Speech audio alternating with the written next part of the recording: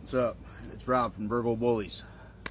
So, yeah, what I wanted to talk about is basically prices when it comes to what the American Bully costs.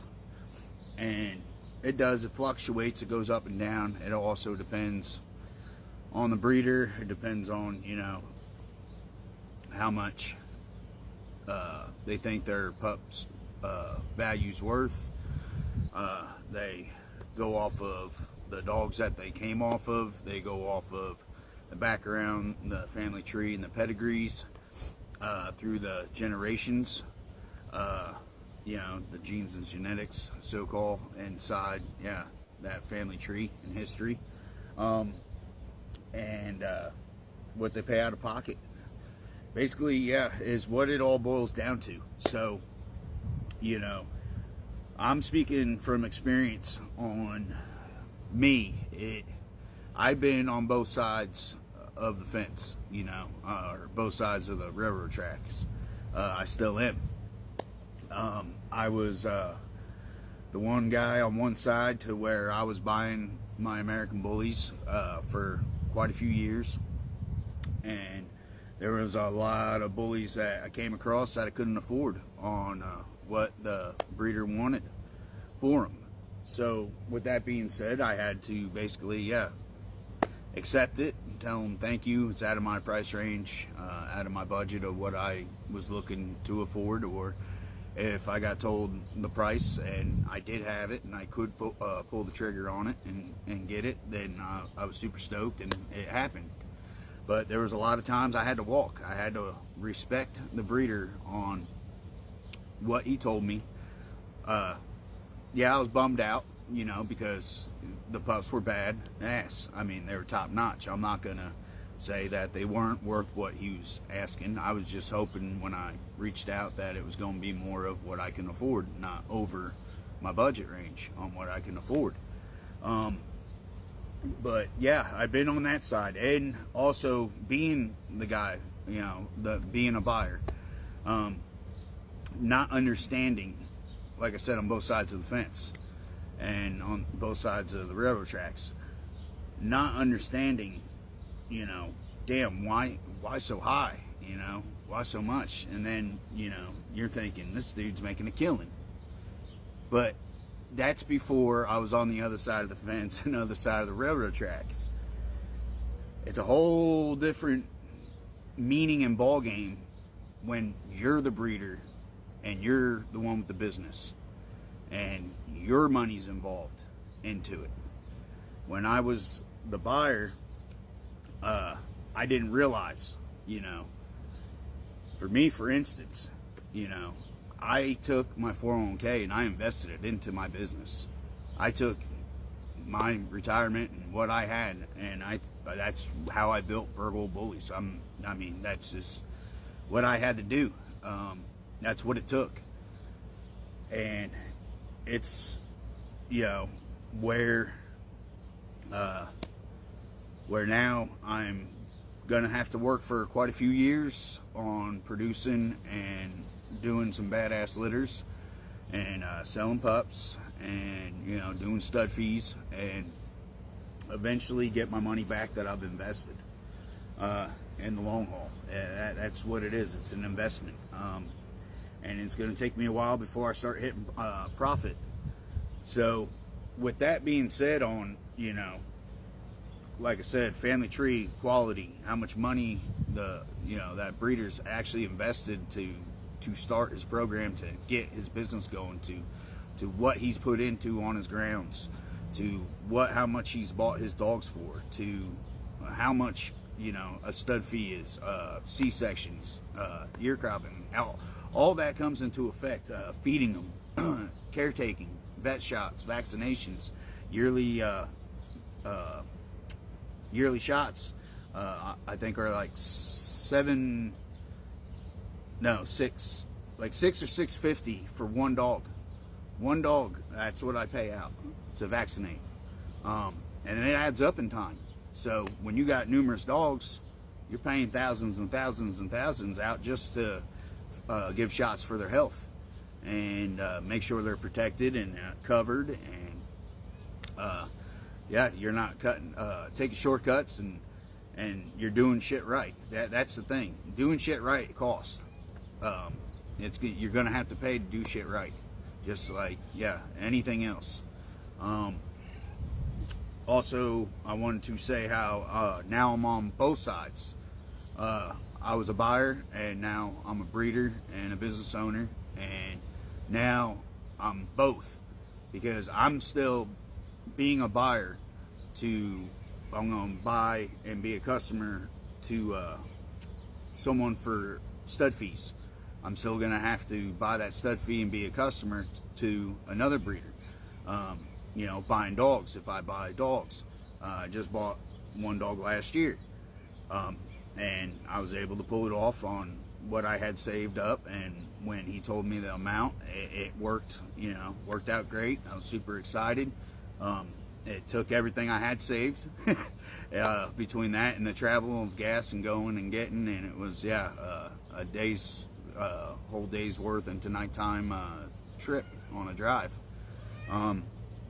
But just so when you're on the other side of the fence, you finally understand everything. You finally respect it. You gotta respect the situation. You can't get mad at a breeder for something you can't afford. It's not a negotiation. It's not an auction. It's not up for debate. It's not. It is what it is. It's you got to say, can't do it, I'm sorry, and be on your way, or you can say, yeah, definite. So it's a yay or nay situation. Just like when you go to the store and buy something, when you grab it off the shelf, you see the price tag, you put it in your cart, you don't, and you buy it. You don't go up to the service desk, start yelling and getting shitty, saying, I want to speak to the manager, and you're going to the service desk. You basically stirring up shit and being worked up and starting an argument that you're not going to pay that price. I mean, you don't do that at the store. Plus, not with just trying to make your money back after you have so much wrapped into it, trying to get your money back, and then when you finally hit that peak, and it could take years and years and years, then you can start making profit and start succeeding and feeling like you are being successful. Plus, your work, your dogs, what you're producing is what's going to speak for itself. It's going to make or break you. Your work is going to make or break you. That's where it falls in your hands. And it is when you're someone like me. It's a risky ordeal that you put everything you had on the line. You put it on the table. You bellied up and you laid it out. Because one, you believe in yourself. You have a dream. You have a goal. You have a set mind frame of this is what I want to do, and I'm going to do it the best I can, and that's what counts and matters. So yeah, from there, what was I going to say next? There was another thing I wanted to kick out. I'm having a brain fart. People rode by, and I was saying, what's up, the kids on the bikes. I don't know, I had a complete brain fart. That distracted me. So, oh yeah, that's what it is. It's just like, you working. When you work, you expect a paycheck at the end of the week or every 2 weeks.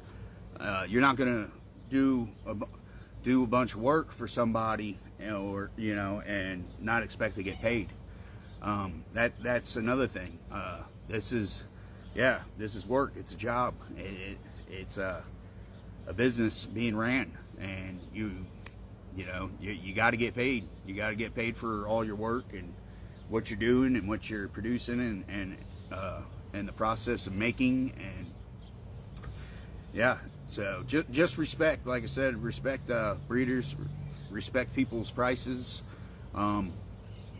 If it's something out of your hands in league that you can't do, I mean, just like me, I can't afford certain stud fees out there. I can't afford to buy certain dogs.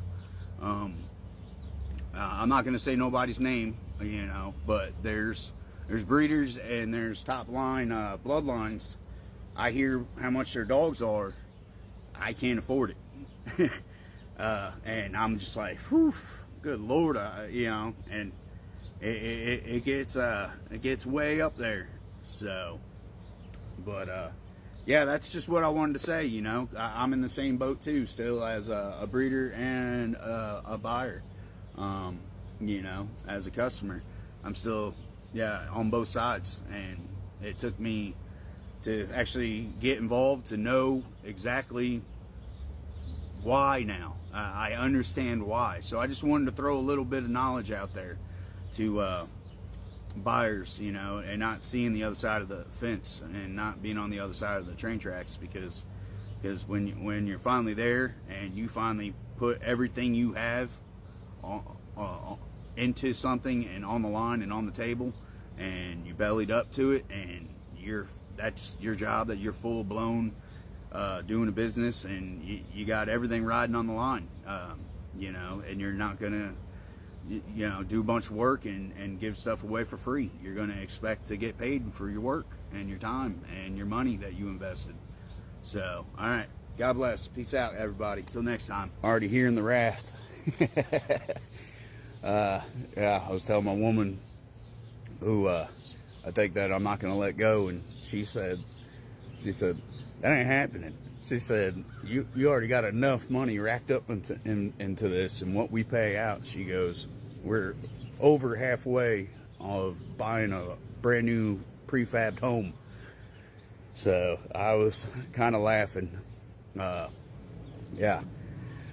So with that being said, in the topic is basically something I learned in the last 2 years.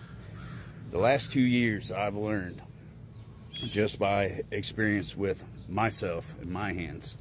And I'm only speaking for myself, but it kind of shined light on the situation of the truth. If some breeders are willing to keep, you know, 3, 4 dogs out of a litter, you know it's a banger. You know that it's something special. With that being said, the ones that are for sale, if you can afford it, jump on it. Because if somebody's willing to hold on to almost the whole damn litter, whew. And I'm, you know, in the last 2 years, just by myself, you know, I kept 3 because I knew they were special, they're unique. I know what I put together. I know that I was basically one of the first on a vision that I got told couldn't be done. I knew it could be done with 5 years of research and study and pedigrees and dogs and mixed pedigrees, not fully locked in one whole class, time and time again. If that's the case in the scenario, you're stuck with that. There is no building and opportunity of doing different stuff. So yeah, with my girls having micro, pocket, and standard on my 19-inch standard male Grimlock, and my 13-inch low pro female Mira, a lot of people wouldn't even have attempted it, and if they did, it probably wouldn't have worked out if they have a straight locked in pedigree. With that being said, Grimlocks is open to the public. I am throwing a really, really good deal on them, with probably only 4 or 5 slots. If you have a medium-sized pocket, you know, or taller pocket, or standard, he would be good. And if you definitely have pocket and standard mixed in the ped, through the pedigree and generations of the family tree, it will click. It will click hard. And yeah, if you're interested in that, get a hold of me. My phone number is 812-581-6569. So with that being said, yeah, Grimlock is open. Like I said, I'm only gonna throw a really, really good deal for only 4 or 5 slots. After that, then he's gonna go back up, and yeah, to his normal range instead of me busting out a deal.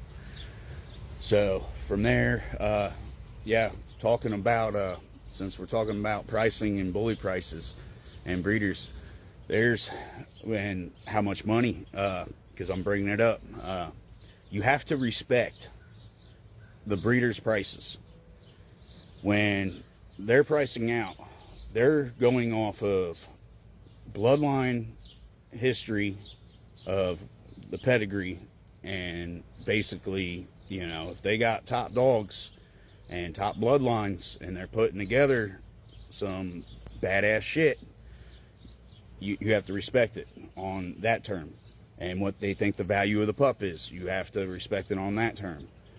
Not only that, you don't know how much money they truly have racked up in their program, and how much money they truly have racked up in buying these dogs and taking care of these dogs, and how much they put into a breeding of a dog. I mean, just like 30B CeeLo Brim, hit just for a stud fee on semen's $10,000.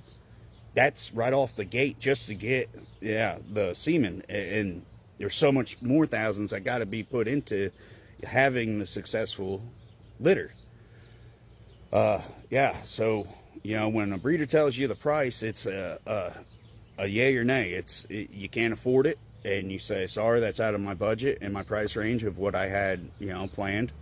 And you move on and you tell them, you know, thank you, but I gotta go somewhere else. I gotta look, and you'll, you know, eventually find what you're wanting. I had to do it numerous times. There's so many dogs